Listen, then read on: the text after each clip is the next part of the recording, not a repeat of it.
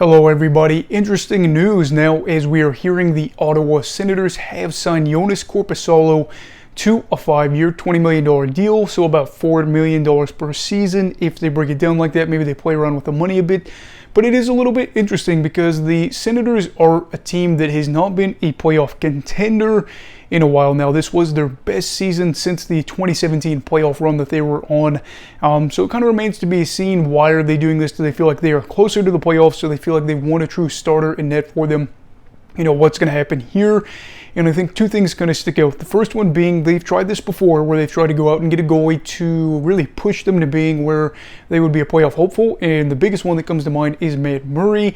That obviously didn't work out. And then the second thing is, which Joonas Korpisalo are they going to get? Korpi is a guy that started out his career and was Sergei Bobrovsky's backup and was viewed possibly as Bob's replacement. That was back when Bob was obviously in the hunt for a Vezina or just having really good years. And of course, he just had a really good playoff run. But, you know, going back to that time, he was viewed as Columbus's future starter. Then things kind of turned sour as the team turned bad, and then Korpisalo, of course, lost favor in net, had a lot of issues going on, and at points was just like really bad. Now I know him and Elvis weren't exactly locked out in net, but at the same time the team was really bad defensively. What do you know, further on he ends up getting traded to LA where his career kind of gets a revival.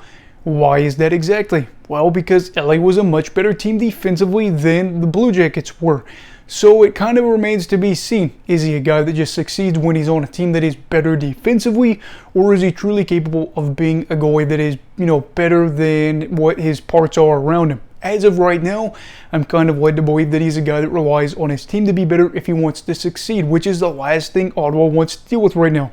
I don't have the numbers off the top of my head for the Sens and where they ranked defensively this year, but I don't think that they were like a top 10 team by any means.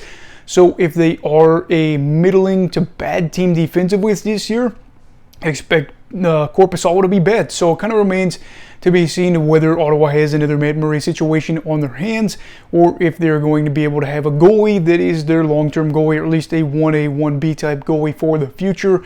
But I am hopeful for him and for the Senators. Obviously, Ottawa has not made the playoffs since 2017 and has had a lot of prospects that have made their debuts and are already on the team. And they had an 84-point season this year, if I'm not mistaken. And they obviously got Giroux in free agency. So you really would like to see them get back to playoff contention with Korpisalo, and that maybe they are in a better spot to do so. The Atlantic is kind of up in the air right now as you have plenty of good teams out there.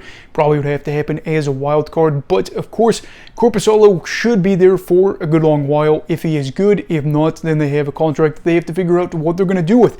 Anyway, what are your thoughts on this? Do you think that Korpi will have success in Ottawa, or will he be bad because the team's bad defensively? Whatever your thoughts are, I'd love to hear them down below in the comments. Also, please make sure to like this video if you enjoyed it. Subscribe if you're new. Everybody, stay safe. Have a great night, and you go with hockey, alright. Goodbye, Brigadiers and Brigadettes. This is your captain signing off. Have a great night.